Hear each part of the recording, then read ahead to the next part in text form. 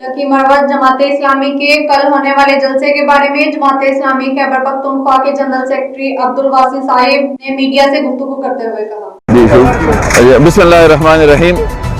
इस वक्त सराय नौरंग में जलसागाह के अंदर हम मौजूद है। ये सराय नौरंग का मशहूर किला ग्राउंड है।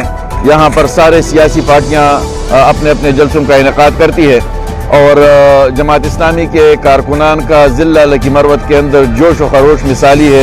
मुझे बहुत खुशी है कि आज ज़िला लकी मरवत के अंदर जो अज़ीमुशान जलसे-ए-आम हो रहा है और कल इंशाअल्लाह मोहतरम सिराजुल हक साहब अमीर जमात इस्लामी पाकिस्तान सुबह 10 बजे यहाँ पर इस जलसागाह के अंदर तशरीफ़ लाएंगे।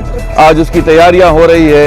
यहाँ पर कुर्सियाँ लग रही है, स्टेज बन गया है, पंडाल सज रहा है और इस मौके पर जो ज़िला लकी मरवत के अंदर तैयारियों का मैंने जायज़ा लिया है तो शायद इससे पहले जमात के किसी जलसे में इस तरह की तैयारी हुई हो, इस तरह का जोश व खरोश देखने में आया हो। आज पूरे आवाम के अंदर जोश व खरोश है।